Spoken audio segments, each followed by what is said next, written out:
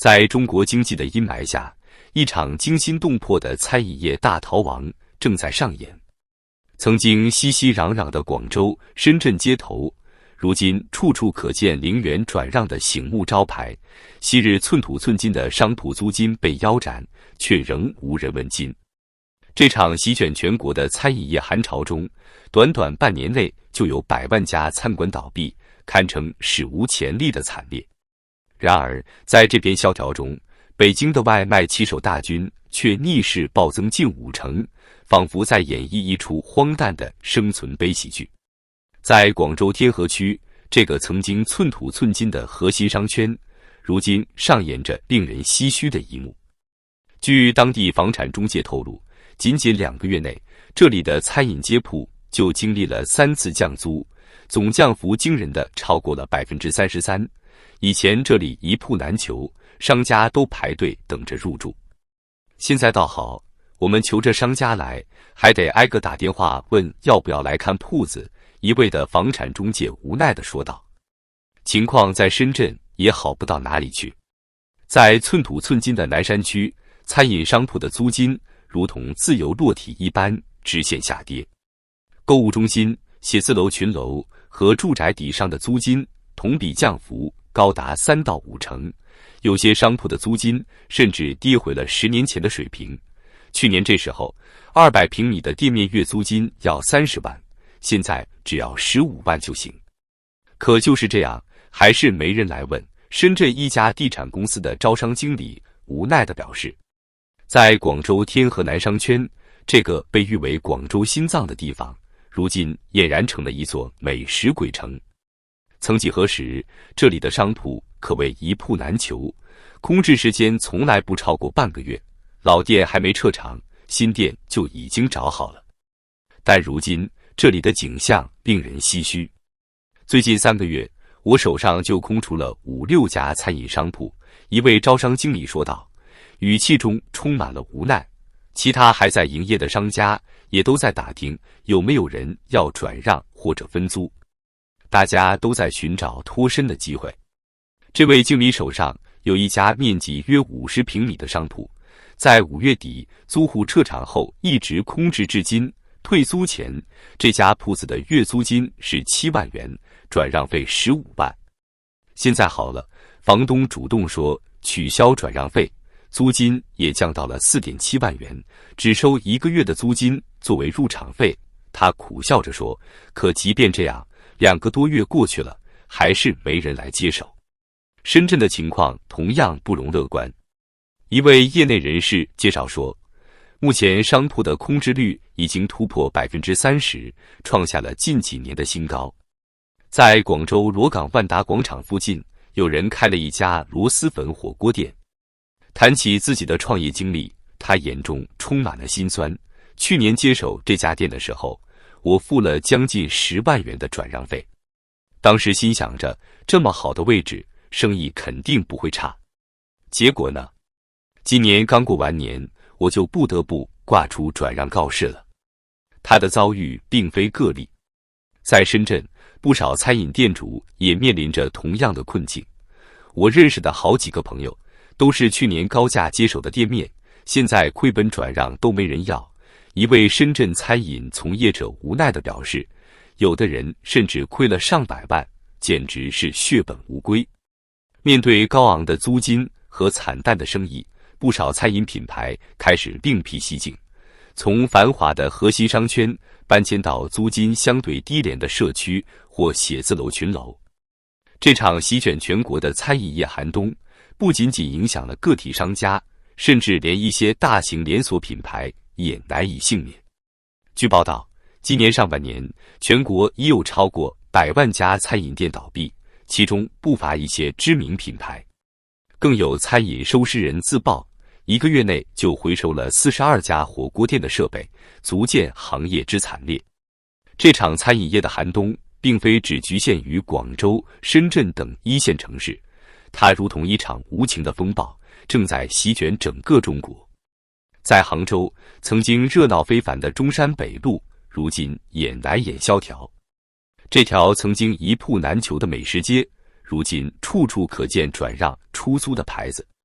一位店主在这里经营着一家台湾小吃店，谈起现状，他满脸愁容。一开始我们想以8万元整店转让，后来干脆打出了限时0元转让费的广告，租金也从每月9000元降到了5000元。可是3个多月过去了，连个问津的人都没有。河南郑州的情况更是令人唏嘘。在郑州金水区经营川菜馆的一位店主无奈地说，去年我们还在加价20%到30%抢铺子，现在倒好，亏本转让都没人要。更令人震惊的是，据他所知，有的餐饮同行甚至交了3个月房租后，直接扔下铺子人间蒸发了。以前开餐饮店，就算熬不下去了，转让出去还能回点血。现在好了，有的位置不错，装修很好的店都逃不过亏本转让的命运。这场餐饮业的寒冬不仅仅体现在个案中，更反映在触目惊心的数据上。据权威机构统计，仅2024年上半年，全国就有超过100万家餐饮店倒闭，这个数字几乎赶上了去年全年的总和，更是2022年全年餐饮注销门店数量的2倍。其中最受打击的莫过于面馆行业。短短半年时间，全国就有近3万家有注册的面馆关门大吉。一位业内人士感叹道，以前大家都说开个面馆怎么都饿不死，可现在呢，连面馆都开不下去了，这日子还怎么过？就连一些大型连锁品牌也难逃厄运。茶饮巨头奈雪的茶预计今年上半年亏损高达4.2亿至4.9亿元人民币。拥有上万家门店的咖啡巨头瑞幸咖啡利润也比去年同期腰斩。曾经风光无限的高档面馆品牌如味千拉面更是亏损2000万元，股价一度暴跌22%，被形容为断崖式下跌。这场餐饮业寒冬的背后，是整个中国经济的全面衰退，其中最引人注目的莫过于公务员经济的急剧萎缩。